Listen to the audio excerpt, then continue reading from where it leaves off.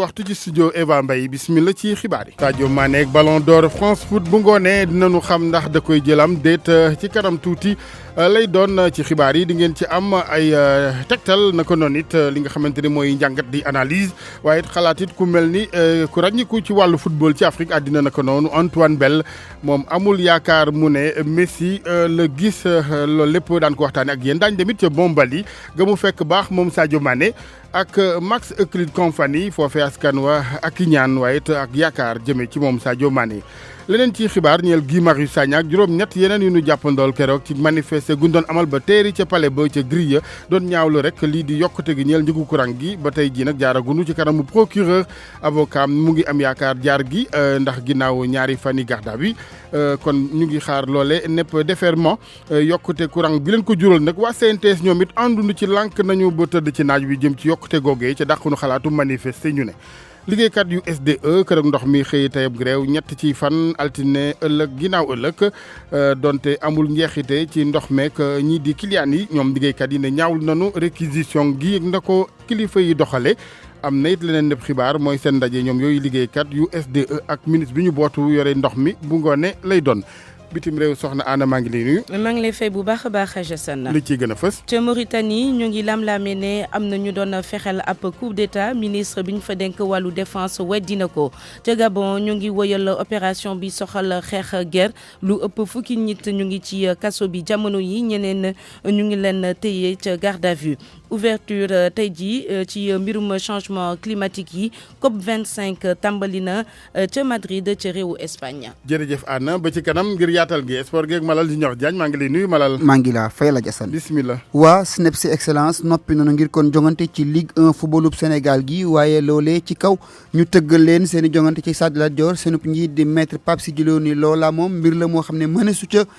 indi xili mii nii waa Ndakaaru noppee nañu kon booloo seen kaddu ni Sadio Mané yeeyoon na Ballon d'Or bi ci atum ren gi dañu ci déglu reportage su Virginie Sagna buñ ca njàmbaasee wàllu bi ci soog a gannaaw pinaalu gi ak ndamu Portugal xayma gi ci lañu toll léegi. jërëjëf Malal yéen kaay yi ak Mamadou Mouhamed Ndiaye gis-gis ak RFM tey bor bu Sénégal lay waxtaanee ak attan gi wala déet li waral waxtaan wi ndaje mu àddina séq si Ndakaaru ci suba ak léegi jagleel ko wàllu développement durable yokkute ci lu sax ak it wàllu bor boo beeg attan gi ci borom ci technique bi Aliou Ba.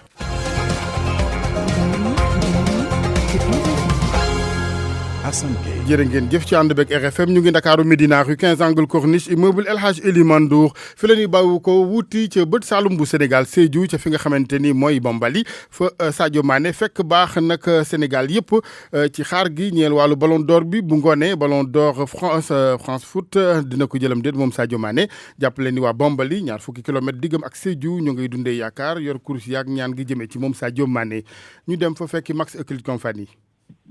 waa El Hadj Assane di leen di nuyu dañ dalal jàmm ci Bambali ni nga ko waaye waa Bambali ñoom ñu ngi sakku ñaan am yaakaar bi nga yaakaar bu baax a baax ni Ballon d'Or bi Sadio Mané dina ko jël sànq ci xibaar mi bi su ngeen déggoon ma ne leen mbir yi dafa xaw a jigi sax ñeneen ñi ñu ngi jàpp ni ñoom am nañu yaakaar waaye ñeneen ñi ne ñoom yaakaar nañu Sadio Mané jël Ballon d'Or waaye lu si mënti am daal Bambali tey yeewoon na ngir mu ngi leen màggal bés yi ci këram sax mu nekk nii sànq si boor mi bi nit ñi takkutoon noonu waaye ba léegi 13h bi nii nit ñi commencé ñëw ci kër Sadio Mané gannaaw camion bi doon wër pour joxe ay t-shirt yu effigie Sadio Mané benn sponsorom pour mun a màggal bés bi nii ñi xam ni ci ngoon dina am fi benn daje fii nii ci buntu kër Sadio Mané ngir dund bi leen mbir Ballon d'Or bi ngir aussi gën a yëkk ñaani ci kaw a kaw pour que Sadio Mané jël Ballon d'Or bi askan Bambali banewoo ci askan Sénégal yëpp surtout monde sport Sénégal bi yëpp mën na gis ndam boobu ñëw ci Sénégal El Hadj Assane Gueye. Max Euclid Company dinañu wéeg yow ci jotaay xibaar yeneen waaye ci ndaje mi nga xamante ne bu ngoonee incha allah di ngeen ci ànd ak équipe sport bu RFM ngir lii di résultat yi war a tukkee ci loolee ne Ballon d'Or France Foot bu 9h ci guddi lay doon ni ñu ko waxee ci njëlbeenu xibaar yi mobilisation waaye ñaan fu ne ci Sénégal ngir moom Sadio Mané waxtaan wi te jëm ci wàllu Ballon d'Or bi ci këru liggéeykaay yi ci kër yi Sénégal ba ci wàllu réseaux sociaux yi rawatina ci yéenekaay yi tugal Georges de ci Diop. mbir mi France lay xewee mais dafa mel ni quotidien d'information générale yi foofu ca France fulaaluñ ko trop benn kaddu gisuñ ko ci Libération Figaro naka noonu benn mention itam nekkul ci une bu journal Le Monde Parisien bi jamono ji moom rek lañ mën a nemmeeku ci page 22 mu addu ci Ballon d'Or bi def ca ñetti photo ñi nga xamante ne njort nañ ne danañ ko gagné mu di Sadio Mané Lionel Messi ak Virgil van Dijk Le Parisien jàpp ne doomu Argentine bi di Lionel Messi tey ci ngoon boo moyt dana am juróom benn lu Ballon d'Oram mu nar a doon ab record xanaa bokk Van Dijk Mané wala Salah nekk surprise ci xew-xew gi jamono jooju site spécialisé yi di ci àddu bu baax surtout journal L'équipe taxaw ci Liverpool bu Sadio Mané ne ak juróom ñaari nit ñi nga xamante ne nommé nañ leen waa Liverpool boo moyul daañu ñàkk ndax voix ñu waroon am ñooy tasaaroo ci 64e Ballon d'Or France Football jamono ji ñuy waajal cérémonie bi nag suspense bi daanaka amatul ndax classement bi mu ngi ci Twitter document bi ay médias yu bëri te siiw wasaare ko bokk ci Daily Mirror ñu ne Messi moo ne ca bopp ba am 446 points Van Dijk nekk ci ñaareelu place ba Mohamed Salah ñetteel ba Ronaldo ñeenteelu place ba Sadio Mané nekk ci juróomeelu place bi am 97 points cote classement boobee nag bu fekkee ne noonee lay demee dana indi coow ndax journaliste bii di Gilles Verdez commencé koo ŋàññi mu ne mbir mi da koo métti lool ci Twitter nag la ko xam ne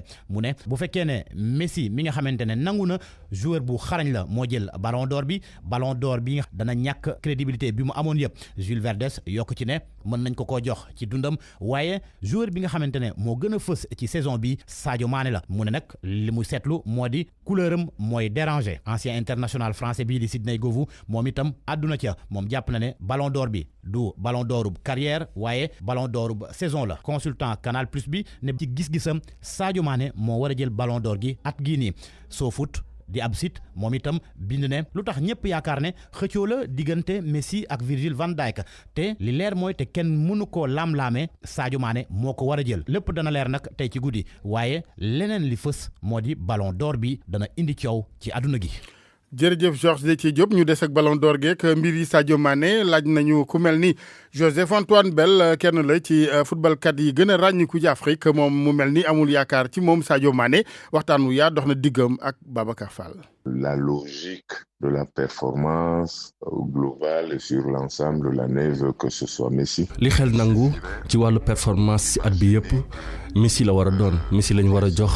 lii di Ballon d'Or bi li ma la wax fi ma ko teg mooy buñ doon jël joueurs yi jongante ci Ballon d'Or bi yëpp ñu leen noté par semaine ñu xool at bi yëpp joueur bu nekk lim am ci point si ngay soog a xam li ma la wax waaye bu dee ci benn compétition rek lañ koy xool yaakaar naa ne dinañ juum day jaawale performance ci benn match ak performance su atu lëmb. De match avec la valeur sur une saison. Je suis persuadé que si vous allez à Amsterdam. te li ma wóor ba wóor mooy boo demoon dëkk bu mel ni Amsterdam waxu Van Dijk lañ la fay wax ni moo mérito Ballon d'Or bi ba pare wekku ci ay performance am boo demoon nit lu ci mel ni Juventus de Turin ñoom it waxu Ronaldo lañ lay wax ci ay performance Ronaldo lañ koy wekk. moo tax ma ni ki war a gagné Ballon d'Or bi jour bu mag la war a doon waaye nag du caageen ni kenn bu ko jëlee rek ñeneen ñëpp kenn si ñoom aayul. Ça ne veut pas dire que tous les autres n'existent pas et ne sont pas bons. Je ne donne pas mes avis pour arranger les uns et les autres. li may wax nag waxuma ko pour neexal ñii wala pour naqaral ñii dama koy wax ndax loolooy sama gis-gis waaye nag bu sénégalais yi bëggul kuy wax xalaatam yaakaar naa ne duñ doon ay xarit man ak ñoom xoolal rek li ma la wax jëlal supporter bu la neex Sénégal nga ne ko mu woo Sadio Mané laaj ko ndax moom mooy jël Ballon d'Or bi li wër bu wër mooy li mu koy tontu mooy xawma te bu ne ko xawma mooy ni xelam mu ngi jeexi jaaxa te bu xelam di jeexi jaaxa rek mooy ni xam na ni keneen mën naa gagner Ballon d'Or bi. C'est qu'il y a la possibilité que quelqu'un d'autre gagne. Joseph Antoine Bell ci tekki gi Aliou Ba incha allah bëccëgu lëmb ba file guddi daan ci ànd ak yéen ci lépp luy xibaar ñeel Ballon d'Or boobee ak ci yenn yoxo lay tegu RFM benn waxtu tegal fukki minutes. ak RFM kumpa jeex na. Guy Marius Sagna ak juróom-ñett yeneen yu nu jàppandool keroog ginnaaw manifester ba ca palais de la République ba tey ñu ngi xaar ñoom ñooñee seenu jàllale ci kanamu procureur di déferment ginnaaw garde à vue gi ba tey lu ni mel amagul du ñàkk xëy na laata ba ca gi jeex mu am ñu fàttali ne la waraloon seen ak manifester mooy lànk ba tëdd ci naaj wi jëm ci wàllu njëgu courant gi ñu gis ne du lu yoon du lu jaadu ci wàllu woowu it ñi nga xamante ni ñooy waa LD Debout ngeen baal ma noonee la ñu gisee jàpp gi rafet lu wunu ko benn yoon yoon te it ñu ngi woo askanu Sénégal yëpp ci manifester ñeel yokk googee ci courant bi dañu ciy déglu secrétaire général adjoint bu LD Debout Pape Sarr nekkoon tey ganu RFM matin. di ndokkeel bu baax Guy Marius Sagna di ko manifester suñu solidarité suñu respect ak suñu considération di jàpp ne teg biñ ko teg loxo du yoon te du dëgg di wax nañ ko bàyyi mu ñibbi këram ci njabootam dox soxlaam yokk courant bi naka noonu du dëgg du yoon parce que boo xoolee ba ci biir ni ñu yore réew mi moo ñu indil lii réew mi am na pétrole bañ ko waxee ñu commencé dugg ci ay leb fi mu ne nii dañoo leb ba surendetté réew mi. yéen opposition ba yeneen activistes yi nekk ci rajo yi naan Guy Marius Sagna guerrier la vraiment ñi ngi ci ginnaawam te kenn deful ni moom est-ce que ci wàllum xeexal askan wi loola taxawaay bi gën la. waaw gën a góorgóorlu rek. gën a organiser wu. gën a def coordination ci activités yi. je crois que ñoom gii liñ def lu baax la alerte bu am solo la tey ci Sénégal tey ci àdduna ku nekk xam nga situation bi nekk Sénégal et je crois que seen action boobu am na ci solo bu baax li ñu des kay mooy il faut que citoyens yi organiser wu pas seulement les politiques mais également citoyens yi mais surtout centrales syndicales yi. yooyu centrale syndicale bokk na ci CNTS àndunu ñoom it ci yokkute gi ñeel courant bi ci dàqunu xalaatug manifester dañu ciy déglu ki nga xamante ni mooy topp ci njiit la di secrétaire général adjoint bi Lamine Fall ak Hadj Ndiogou Diène. lu ñu bett la ndax ñu jàpp nañu ne dernière année yi Senelec def na ay performance parce que itam politique bi président Macky Sall indi na ay li ñuy wax mix énergétique indi na gaz indi na éolien indi na solaire surtout te yooyu ñoo gën a yomb fuel bi. tey jii Senelec ñun xam nañu ne seen capacité waxuñu production mais production bi maanaam dafa gën a wàññeeku en terme de coût kon dañu waroon xalaatoon ñun li ñu doon xalaat mooy ñu wàññi électricité mais pas ñu yokk ko kon ñun en tant que syndicat li ñuy wax mooy d'accord ci tey d'accord ci ëllëg. en tant que syndicat ban taxawaay ngeen fas yéene taxaw ci yokk courant boobu ngeen di naqarlu. au-delà dénoncé bi daañu waxtaan fan yi di ñëw suñu instance yi daañu woote ñu xool ban forme de manifestation la ñuy def pour aussi état bi xam ne des choses yoo xam ne dañu ko nangu tey duñu ko nangu ëllëg. courant bi seeroon na déjà maintenant ñu yokkaat ko vraiment dégg nañ directeur Senelec bi muy expliqué mais explication yooyu en tout cas ñu mënuñu ko nangu. Lamine Fall njiit ci CNTS ginnaaw courant bi ndox mi ak liggéeykatu SDE yi xëyëb grève ñett ci fan tàmbali ko altine tey jilee ñoom la ñu bëgg bokk na ca lii di action cër yi ca kër ga téeméer yu ci jël fukki ak juróom féete ak ñoom grève boobee nag la ñu ci rafetluwul ñoom liggéeykat yu SDE ñu ne mooy wàllu réquisition bi doon ne naam yoon wax na ko anam yéen ko defee liggéeyloo porte ñenn ñi la ñu àndul leneen ne xibaar ñeel ba tey grève boobee bu ngoone dox ndaje dina am seen digg ñoom liggéeykat yooyu SDE ak ministre bi ñu dénk ndox mi Elimane Diouf la ñu ci àndal njiital syndicat liggéeykat yu SDE. benn fausse note lañ ci noté mooy réquisition yi l'État a le droit de faire des réquisitions mais réquisitions yi ñu def ils les ont fait sauvagement c'est-à-dire que dans une population de X travailleurs dans un service essentiel parce que les services essentiels de production et de distribution qui doivent avoir des réquisitions foofu la ñu war a jël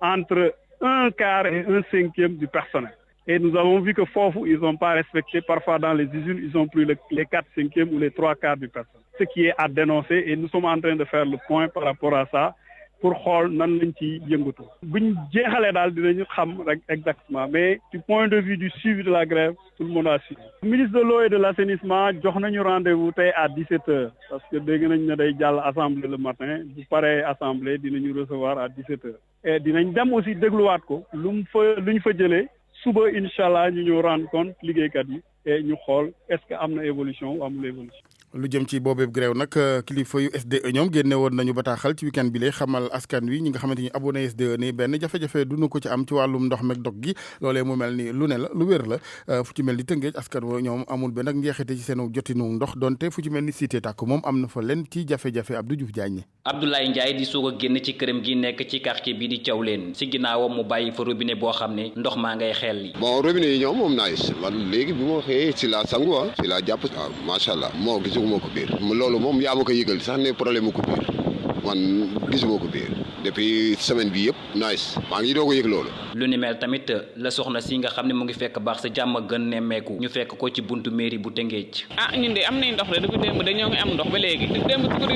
benn xale nañu robinet day tëj ñu root suñu bagage yëpp rek waaw ñu xëy sa suba tëjul fa la ñu root te sangu ñëw. askan wa nekk nag ci cité Tako ñoom commencé nañ di dund jafe-jafe ak grève bi nga xam ne liggéeykatu SDE yi moom la ñu nekkee ndox ma ñëwatut ca gox boobeelee Awa Ñang fa la dëkk. Dabaax ak Tako la léegi Dabaax am nañu ndox mais Tako amul ndox depuis démb si guddi xanaa nekk di woo borom charretier yi rek ñoom ñoo ñuy andil ndox barigo bi à 1000 francs xaw na cher nag bu fekkente ne dafa nar a continuer jëm 2-3 jours commencé na metti suñu. ci Tëngéej nag grève bi nga xam ne ni yenn ci liggéeykat yu SDE dañ koy amal amagut nag jeexantal gu wér ci kaw askan wi ndax lu ëpp ca kër ya robinet ya fa nekk ndox maa ngi fay génnee RFM Rufisque Abdou Diouf Diagne. Abdou jërëjëf ñu waxtaanee kër docteur rek fan yi xam ngeen coow li jëm ci ndaw loo xamante daa mujj ñàkk bakkanam ci ak jaabanteloo gu ñeeli mbokkam ambulance nga ko yeboo naka noonu hôpital ak hôpital askanu Sénégal nag ñëpp ànd maase ci jafe-jafe yi am ci wàllum paju fii ci mim réew rawatina lu jëm ci wàllu gantu gi ci l'hôpital ca nit ki ñoom jàpp nañ ne xarnu biinu ne Sénégal waroon na wees fu ni mel maanaam koo xamante ni urgence dab na la ñu daal di la aw faj ba noppi soog a xalaat leneen Nafissatou Sylla. hôpital bu ne dem na fa. ba ci lu toll ak juróom-ñeent ngir rek jabaram daal di mën a mucc ci anam yu baax Alioune Sall nag guddi googee jafe-jafe yu tar la dund. on a fait 9 hôpitaux finalement Thiaroye la mujjee am dox bu metti la c'est pour te dire que hôpitaux yi ñuy liggéey ci santé war nañoo xoolaat seen bopp. Abass Ndao rendi ko Abass Ndao ma fekk fa une sage-femme tiital sama jabar tiital sama mag fa la wàccoo ne ko kii boo ko yóbbuwul ci hôpital biir bi day xotteeku mais vous vous rendez compte est-ce que nit koo xam ne yaa ngi ci santé ñeme ngaa wax loolu mais nit kii bu ñëwee mu fekkee sa dafa nar a dee da ngay dalal xelam. François Préra moom a taxaw ci buntu yu l'hôpital Le Dantec jëfandiku ci bekkeem mu ñuy wax nag moom li mu dund laata muy ñëw fii ci hôpital Dantec mu metti woon loolu. Je l'ai vécu le 18 août passé. li ni mel le 18 août bii laa ko dund yóbbu nañ ma ci ñetti hôpital yoo xamante ne kenn nanguwumaa jël clinique sax laa mujj fanaan ndax sonn ci ëllëg sa lañ ma mujjee yóbbu hôpital Dantec fu ma dem rek ñu ne ma amul place hôpital Thiaroye laa njëkkee teg ci CTO ak principal fenn amul place. à principal y a pas de place. Thierno Diallo nag moom jabaram la gunge si méttitu wenn ko sonal la waaye moom itamit mbir mi daa xaw a compliqué ci moom. man kay si laa nekk Fatou laa commencé. ñëw ba fii CTO lañ ma jëlee ma ñëw fii encore presque 3 mois yi. affaire pay bi loolu moo métti. du Ndakaaru rek la ñuy gis jafe-jafe yi le bëri na ci gox yu bëri fii ci Sénégal ñoo xamante ne dañu jóge ci capitale régionale yi ut si fii Dakar ngir daal di mën a faju te loolee nag ci ñu bëri dafay doon ab koppar buy tegu ci li ngay fajoo. jërëjëf soxna Nafissatou liggéeykat yu hôpital de la Paix bu Ziguinchor ñoom ba tey ci yëglu la ñuy ñaawlu rek ginnaaw tey jii seen ak toogaan bu ñaxtu mooy wàllug anami jëliwin foofee ak it wàllu rémunération di payin wi dàq nu xalaatu nag fii le 14 décembre dem ci grève sàkku nañ ci ministre bi ñu dénk wàllu wér-gu-yaram mu addu jëmee ci boobu tolluwaay ñeel hôpital de la Paix bu Ziguinchor yeneen jotaay xibaar leeral Lamine Ba leeral yeneen yu Salif Sow ci yeneen jotaay xibaar lay doon ñeel Dakar dem dikk xam ngeen ni boobaak léegi ñu ngi ci yaatal gi ginnaaw Sénégal dem dikk ci diwaan yi danoo jógtee Africa dem dikk ci wàllu sous région bi Africa dem dikk nag nasoon tey ji ak dem ci suba 8h wutali Banjul ci Gambie mujjuta antu lu waral rendez-vous boobee mujjuta dal di am daañ ci ànd ci yeneen jotaayu xibaar ak Salif Sow. RFM bitim réew. maa ngi lay ziar Anna. maa ngi delloo ziar Hadj Assane. Dakar Africa dem dikk moom du mën a bokk Cap-Vert. ah déet pas pour le moment. géej gi ñu waxtaanee Mauritanie foofee ndeke wàllug pexe fuqarti nguur amu fa woon. kii wax li ni mel di ministre bi ñu dénk wàllu défense foofee ca Mauritanie bu ñu sukkandikoo ci ay xibaar kon wala boog lam-laame boobu mu ngi tukkee ci gannaaw bi Mohamed Ould Abdelaziz ne woon njiitu Mauritanie daal di gedd fetu indépendance bi ñu doon amal foofee ca Mauritanie daanaka jamono yi moom ak njiitu réew ma di Ould Ghazouani jubboowu ñu dara ku ci nekk rek bëgg jël bopp parti bi nga xamante ne moom moo nekk ci nguur gi du UPR ëpp baat ca assemblée nationale ëpp itam ay élus locaux leeral yi ca Nouakchott ak Mohamed Diop. ministère bi yor wàllu kaaraange gi nag di Hanana Ould Sidi mu ngi doon àddu ci kanam député yi doon défendre rek budget ci la xam ne nag wàcce gi ñu wàcce kii jiite woon ñi yor kaaraange ak njiite réew mi loolu wanewut benn jafe-jafe mbir la rek mu ñuy faral di def jëwriñ ji nag bu dee wàññi na coow li jëlew ko fi ndax bu ñu yëree internet ba ci sax titas xibaar yi ñu ngi naan Ould Abdel Aziz moom dañ ko tere mu génn dëkk bi te fi mu nekk nii ba léegi nag coow laa ngi ne kur ci kuréel gi nga xam ne moo jiite parteb nguur gi di IPR mi nga xam ne nag moo féewale Ould Ghazouani ak Ould Abdel Aziz bu dee nag ñi faral président bi fi woon di Mohamed Ould Abdel Aziz ñoom bariwuñu ndax juróom dong lañ ci kuréel goo xam ne mat na 20 nit ak juróom-ñaar teewul ñu woy di ko jàppale di fàttali tam ne moo sos moom nag parti bi ñi ëpp nag ci kuréel gi toll ci 20 nit ak ñaar ñoom jébbal nañ seen bopp kii fi ne léegi jiite réew mi di Mohamed Ould Ghazouani ku ne nag mu ngi xëcc ngir mbiri rek mën a dëlle sa boor Mohamed Diop Nouakchott RFM. jërëjëf Mouhamed ñu wutal di ànd ci fi nga xamante ni mooy Gabon ak soupçon fa fekk njort wàllug guerre ba fukk ak benn ci doomu aadama yu ñu fa teg loxo. am na yeneen ñaar fukki nit yoo xamante ne jamono yi ñu ngi garde à vue ca direction générale des recherches lu ci ëpp di ay nit yu jege loolu ki di Brice Alianga ne woon directeur de cabinet bu Ali Bongo ki ne woon itam ci lu yàggut dara porte-parole de la présidence moom itam daal dinañ ko placer sous mandat de dépôt leeral ak Oumou Kalsoum li buñ sukkandikoo ci ay xibaar cour judiciaire spéciale jot naa déglu ñaar fukk ak benn ci ñañ jotoon teg loxo fukk ak ñett nag tëj nañ leen ca kaso ba ci ñoom ñooñee Ikendoni nekk ki yore woon kàddu présidence ba Christian Patrici Tansana nekkoon ab conseiller politique bu Ali Bongo ñuy wax ne rek dañu ko tuumaal ay jëf yoo xam ne da ko doon def temps mu yore compagnie nationale hydrocarbures ñaari kàngam yi tëj nañ leen ku ci mel ni Renaud Alogo Akoué nekkoon fi njiitu caisse assurance maladie ak garantie ak kii di Ismaïl Ondias Souna nekkoon njiitub Equatorial Mine ñoom ñëpp nag ñoo ngi leen di topp ci ay njuuj njaaj corruption ak xaalis bu lewul buñ sukkandikoo ci ay xibaar xam ne rek ne ñaar fukk ak benn nit jot nañ leen déglu juróom benn ci ñoom may nañ leen bàyyi ndéggandiku ba tey ci ay xibaar enquête ba mu ngay wëy fan ñu nekk nag du ñàkk ñu tegaat loxo yeneen i nit. jërëjëf Oumou Kalsoum ca Maroc nag juróom-ñetti nit ñoo ñàkk seen i bakkan ci ab accident yeneen ñeent fukk ak ñaar jële ci gaañu gaañu benn autocar moom moo daal di këpp ubbi nañ ab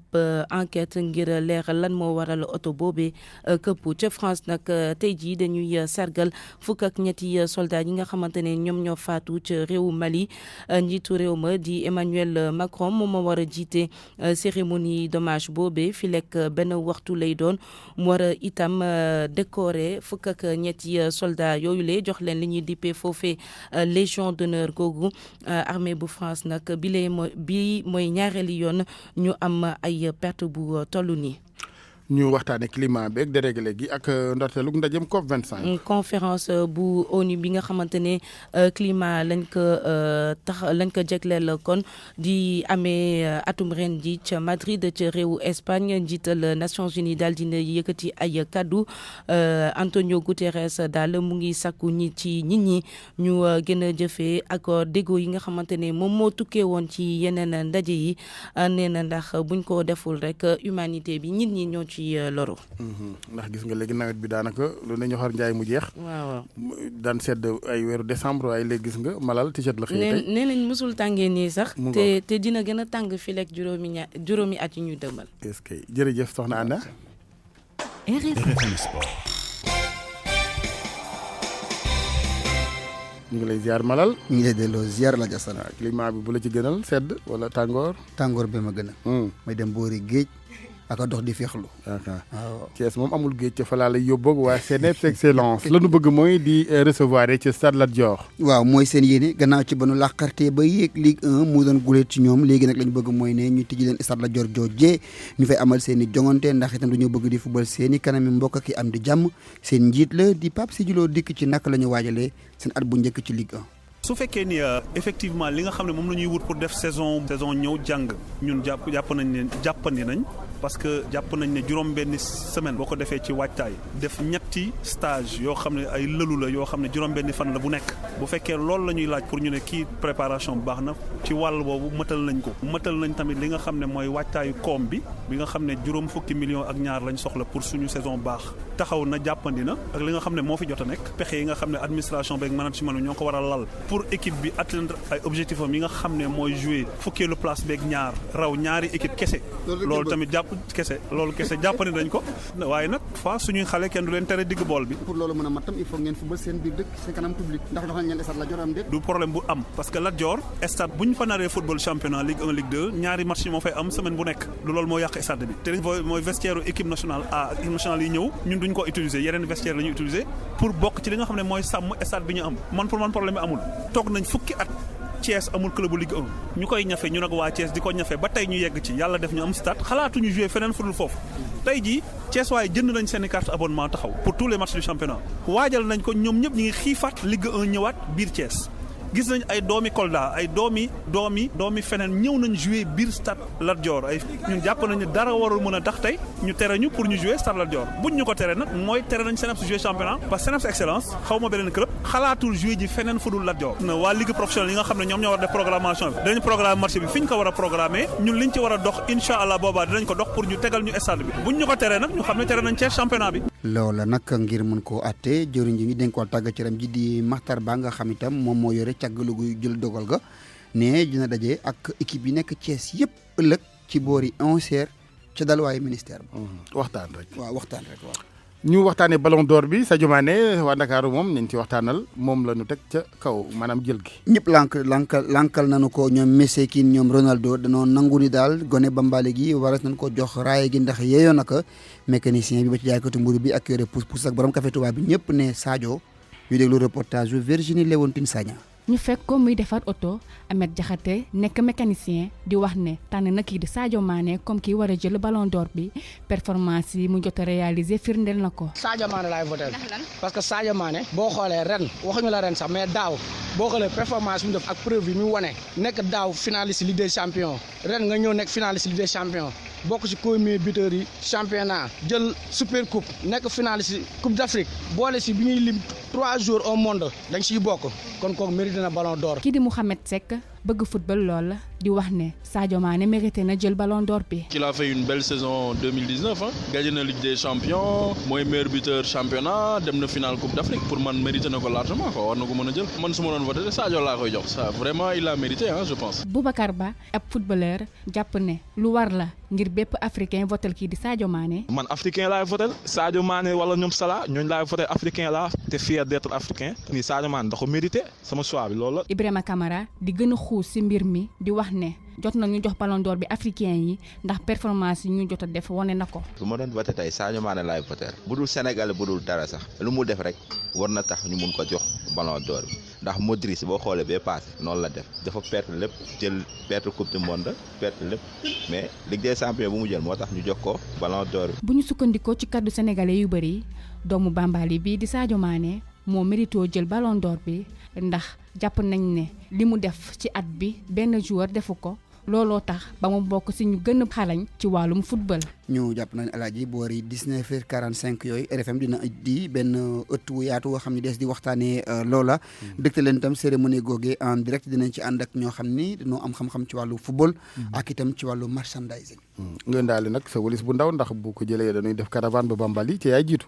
nangu na. ñu waxtaanee beach soccer bi ak léegi heure bilan ba ñu toll ginnaaw coupe du monde bi. jeex na tàkk Portugal moo jël raw gàddu gi duma final équipe bu Italie juróom-benn bal ci ñeent lees mën a jàpp ci gi coupe du monde xewoon ca Paraguay Soda Thiam. Portugal jëlaat na coupe du monde beach soccer gannaaw atum 2015 bi nekk ñaareel bi yoon loolee nag gannaaw ba mu daanee Italie la juróom-benn bal ci ñeent moonte ne de laataat jongante bi tàmbali ñu bëri ñi ngi doom xaar gis match bu serré waaye nag portugais yi ñoom dañoo teel a jugal waa Italie même bu fekkee sax italien yooyu ñoom ñoo ubbi score bi ci noonee nag kon Italie moom comme nañ ko gisee woon ci atum 2008 fa nañ koy gisaat maanaam ci ñaareelu place bi nekk vice championne ci final gu ndaw gi nag Russie moo ci daal di am ndam ci kanamu Japon daal di nekk moom it te ñetteelu place ba comme niñ ko gisee woon ci atum 2015 Japon ñeenteelu place bi juróomeelu place bi nag ki nga xam ne moom moo ko jëloon édition gi weesu di Brésil moo fa nekk Sénégal moom Gabon mi ngi ci juróom-benneelu place bi comme niñ ko gisee woon moom tamit ci édition gi la weesu maanaam atum 2017 waaye nag beneen dëkk ba teewaloon Afrique ci gila mondial mu di Nigéria moom nag moom moo mujjee ci classement bi nigérians yi nag ñoom amal nañu mondial bi ba mu jeex te amuñu ci benn yoon ndam lu ni mel itam nañu gis ci Mexique ak États-Unis lu jëm ci wàllum trophée individuel yi nag italien bii di Gabriel Gori moom moo ko daal di gàddu gannaaw ba mu dugalee fukki but ak juróom-benn ci juróom-benn match yu mu amal képp japonais bii di Ozu Moreira moom nañu daal di jox meilleur joueur compétition bi titre meilleur gardien bi nag ñu ngi ko daal di jox portier wu Portugal bi di Andrade Sénégal nag moom moo daal di jël prix fair play la tax ñu jox ko nag moom moo di na mu doon doxalee ci mondial gi mu ne woon Soda Thiam fii ci Asunción Paraguay ngir Radio Futur Média. tabarkàlla alaaji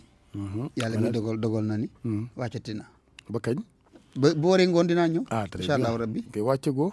kon dama def pause da ngay pause kon baaxam si wàllu xibaar ginnaaw bu nu gërëmee Malal Ñor Diagne wàllu yoon ak lu ñeel gi Marius Sagna ak juróom-ñett yeneen yu nu tegandoo loxo ginnaaw manifester ba ca palais ba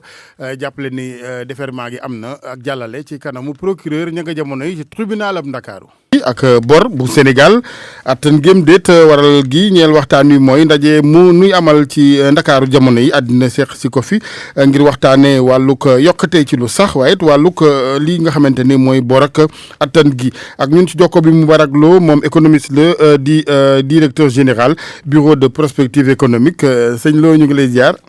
maa ngi lay fay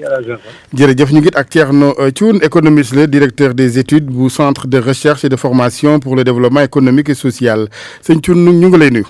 jërëjëf Alassane Alaaji Assane maa ngi lay nuyu di nuyu sama naataango boobu di Moubarak. merci Moubarak ñu ngi wax ci wàllu bor bi bu Sénégal ak attan géem déet yow ban gis-gis nga ci am wolof moom day faral di wax bor du am rek waaye réew mi ak wàllu yorin boobaak léegi ay bor maintenant wax ji mooy ndax lu jaadu la ensuite ndax attanees na ko. waaw xam nga bor moom ci dëkk amul benn dëkk bu am ci àdduna bu amul bor. ndax li nga xam ne moom ngay fay ci lempo suñ la ko fayee ba pare xëy na da nga ci mën a fay salaire yi waaye da ngay am yeneen projet yoo xam ne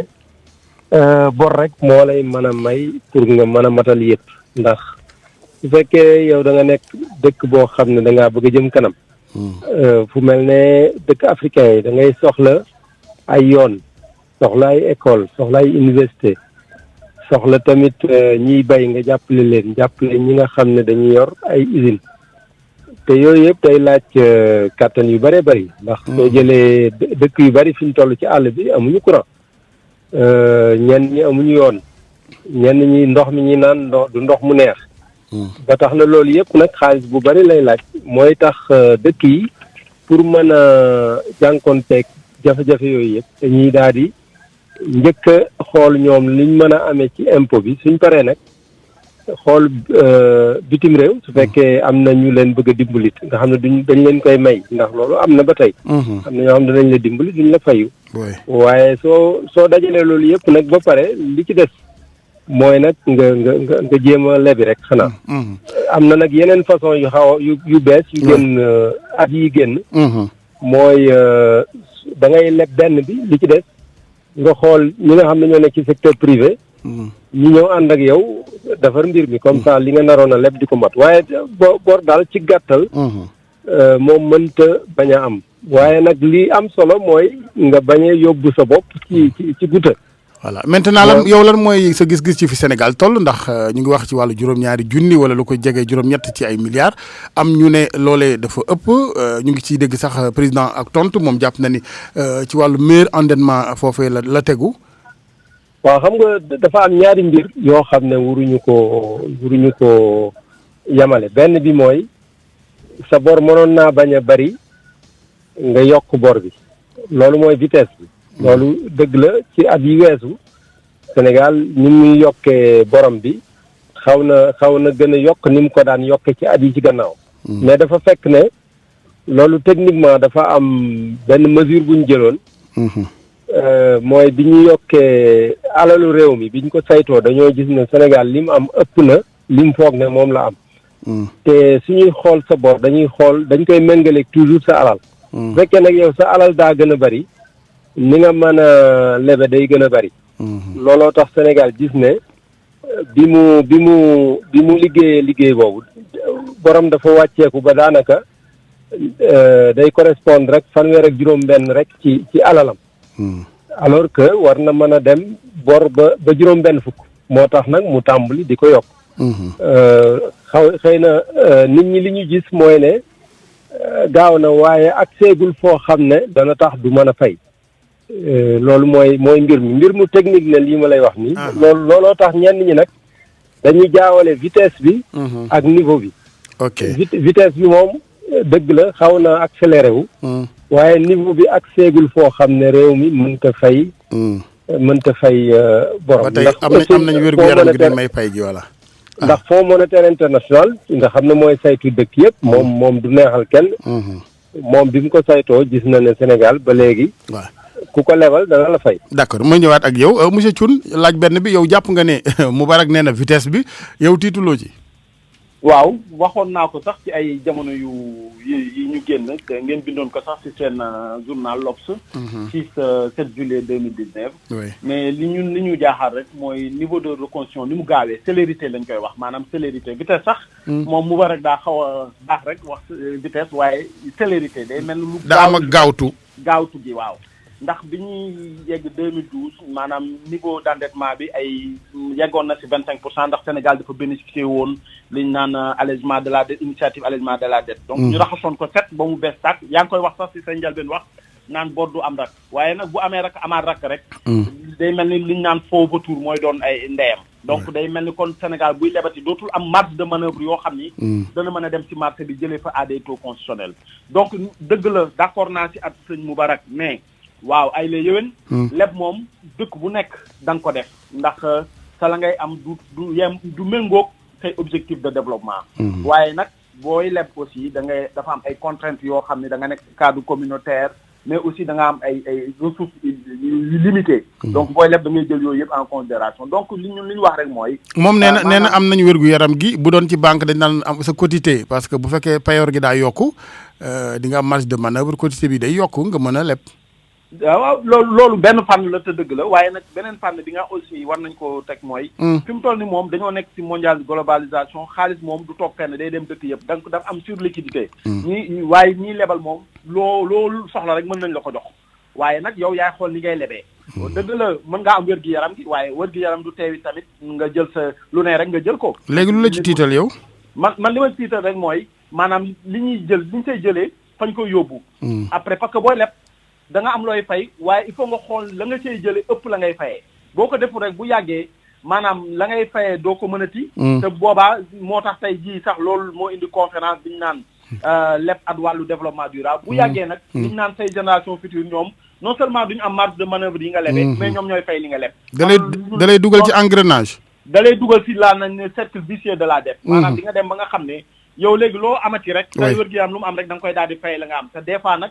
pays yu bëri tey jii mun nañ citer ci Ghana ak ay ñoom Rwanda dañoo génn sax ci cycle FMI beeg ñoon fi ñuy lebee di demal seen yëfu bopp man jàpp naa ni Sénégal war na toll si foo xam ni dëgg la mun nañ leb ba ci yenn fànn waaye waroon nañ mën a dem egg foo xam ni suñuy investissement dina soutenable ba nga xam ne léegi lañ soxla danañ ko mën a jëlee si suñu biir daal di continuer te loolu war nañ ci mën a egg ci naka ban yoon nga gis yoon wi mooy ñoŋal maanaam parce que il faut être pratique affaire yi du yéene rek de il faut être concret dëgg la maanaam la ngay jëlee ca la ngay lebee def ko ci investissement structurant yu jur koppar yu jur yoo xam ni dana la mën a tax nga leb ba pare am ci leneen jàpp naa ni loolu fa lañ war a toll donc man néew ma dëgg la kenn du leb dëkk boo gis États-Unis tey jii moo ëpp bor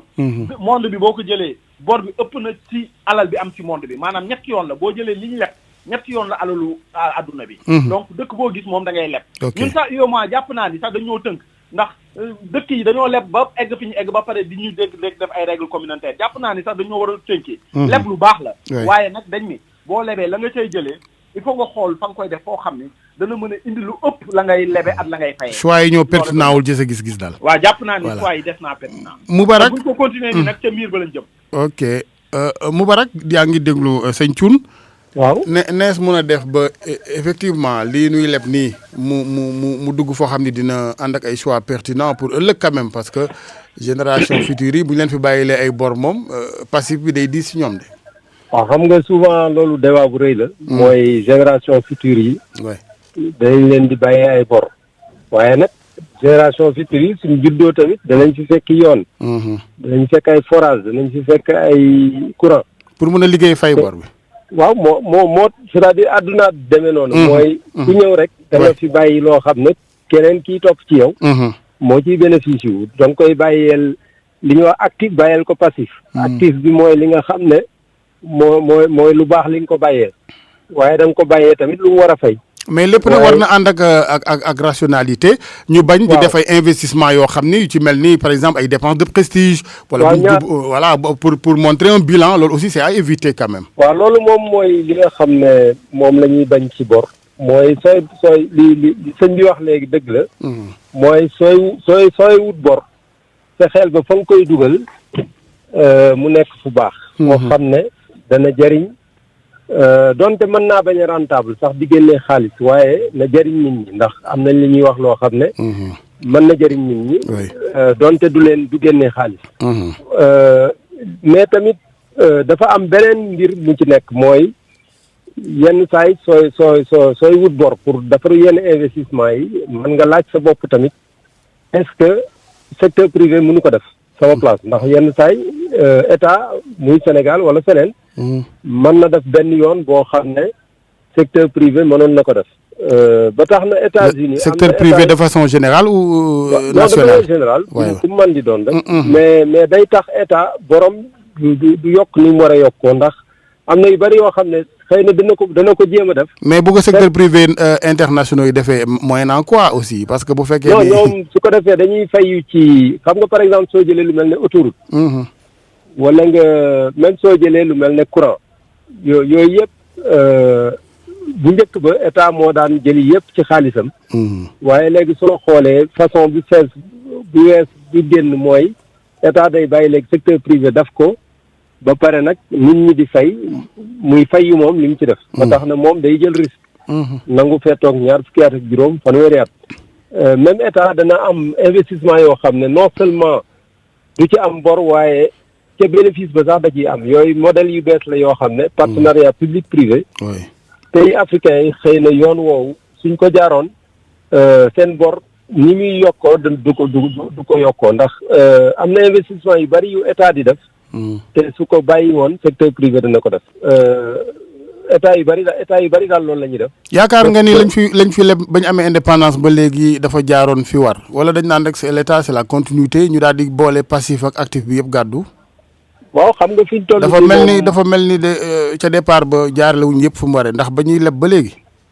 waaw fi ñu toll moom fay rek fi sës moom fi ñu toll moom fay rek fi sës léegi li ci des kay mooy lii ñëw suñu kanam ñu feexee fu ñu lebee ci rek mu wóor nañu ne fii dañ ko war a leb mu wóor ko nañu ne amul beneen yoon bu dul leb te lii tam war na tax pétrole ak gaz bii bu ñu rëccee de dootuñu mën a fay bor buñ ko il faut une bonne gestion de vraiment avec beaucoup de responsabilité waaw dëgg la moom kay moom li ñuy wax kaañ la moo xam ne foogoo ko woon waaye nag soo ko utiliser wul moo tax il faut nga investir ko mooy bañ ko lekk bañ ko yàq dëgg waaye waaw nga bañ ko yàq jërëjëf Moubarak xam naa waxtaan wi xaju fi Thierno Thioune ñu jeexale ak yow rek ci wàllu woowu li nga xamante ni mooy ëllëg gi Moubarak moom gisu ci lu alarmant donte nangu na ni dugal ko fu muy jiwee ëllëg lu baax la waaw am na solo ndax loolu wax na ko sax d'ailleurs ci ay propos dafa am yeneen maanaam jumtukaay yu bees yoo xam ni mi ngi am léegi. dina mën a dimbali dëkk yu mel ni ñun nga xam ne ay dëkk yoo xam ne la koom gi demul noonu ñu mën a dem ci marché yi maanaam ànd ak seen secteur privé. parce que ba léegi fi ñu toll te yaa ngi ko doon wax ci wàllu indépendance ba léegi li ñu fi leb ak léegi at li mu jur. c'est parce que trouvé bu ñu allié wuñu li tax ba nga xam ne suñu secteur privé dina mën a ci bokk ndax tey jii investissement public li ñu naan investissement public dafa def éviction ci investissement privé maanaam dafa jël place su investissement privé. ba tax na am na secteur yu bëri yoo xam ni ay secteurs yoo xam ne état mi ngi fa te waru foo nekk looloo tax tey bor bi di yokk ndax état warul dem di investir foofu état dafa war a def rek maanaam li ñu naan environnement économique bi dafa tali yeeg ñoŋal njàng mi ñoŋal wàllum paj yi waaye yi si def mu bàyyi koog nag secteur privé mi nga xam ni moo war a def industrialisation yooyu donc jàpp naa mais privé itam il faut nga leen di may gëdd de waaw ñoom it de guddeeg bëccëg ak privé bu mën a doon nag bu fii ak bitim réew yëpp ay la yowén ndax ñoom it jàpp naa ni ñoom it xam nga privé moom boo ko xasee ba wax rek. seen i intérêt bopp lañ doon donc foog nga may leen gët ndax. aayul sax ndax dañoo dugal seen i koppar waaye ñu fexe ba am un juste milieu. waaw juste milieu man loolu laa doon wax sax ci français bi naan. waay équilibre bi dafa fragile fi mu toll nii donc il faut ñu tax am équilibre bu dëgër. très bien ndax dafa am benn économiste bu mag bu doon wax buñ naan Krugman. ci prix Nobel ne maanaam wàllum dette sax ñu bëri comprendre duñ ko. waaye ñi ko comprendre rek mooy ñi nga xam ne tey jii jël nañ en compte ces générations futures te tey def naa ni fa lañ toll ndax état yu bëri ñu ngi koy def. tey di dem nañ ba rembourser seen dette ba am seen i capacité interne yoo xam ne moom la ñuy utiliser di def seen i politique de développement. jàpp naa ni wax nga ko depuis indépendance ba léegi ñu ngi leb waaye nag yaakaar naa ni mënuñu continuer aussi di leb ba suñuy ay sëtaat. ndax bu dee loolu la ñoom farloo lay doon fi ñoom ndax ñoom li ñu leb ñoom ñoo koy fay waaye tamit li ñu def ñun ñoo ko utiliser ñoom duñ ko mën a utiliser jàpp naa ni donc ci correctif yi foofu lañ ko war a indi. ndax bu ko defulee rek dinañ dem ba nga xam ni liñ naan crise de la dette bi 1980 ak 70 mën nañu dalaat.